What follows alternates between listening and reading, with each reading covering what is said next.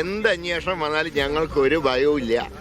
അങ്ങനെ അന്വേഷണം കൊണ്ടൊന്നും തളരുന്ന പാർട്ടിയല്ല കോൺഗ്രസ് പാർട്ടി. അതുകൊണ്ട് തന്നെ ഇക്കാര്യത്തിൽ എന്ത് CBI കളിച്ചാലും ശരിയാവുന്ന ഇവിടെ ഏൽക്കാൻ പോകുന്നില്ല. ഇപ്പോൾ കേരളത്തിലെ CPM-ഉം BJP ഇപ്പോൾ ഒരേ തൂവൽ പക്ഷികളായിട്ട് മാറിയിട്ടുണ്ട്. ഇന്നലെ ഇപ്പോൾ ശിവൻകുട്ടിയുടെ സ്റ്റേറ്റ്മെൻറ്റ് കണ്ടു, സോണിയാഗാന്ധിനെ വിചാരണ ചെയ്യണം. ഇപ്പോൾ ശരിക്ക് ശിവൻകുട്ടി സംഘിക്കുട്ടിയായിട്ട് മാറി, CPI-കാരൻ്റെ മുദ്രാവാക്യം പോലെ. അപ്പം അതിൻ്റെ ഭാഗമായിട്ട് തന്നെയാണ് CBI കൊണ്ട് കോൺഗ്രസിനെതിരായിട്ട് ഓരോ അന്വേഷണം നടക്കട്ടെ. അന്വേഷണം ഞങ്ങൾ അതുകൊണ്ടൊന്നും ഭയപ്പെടില്ല.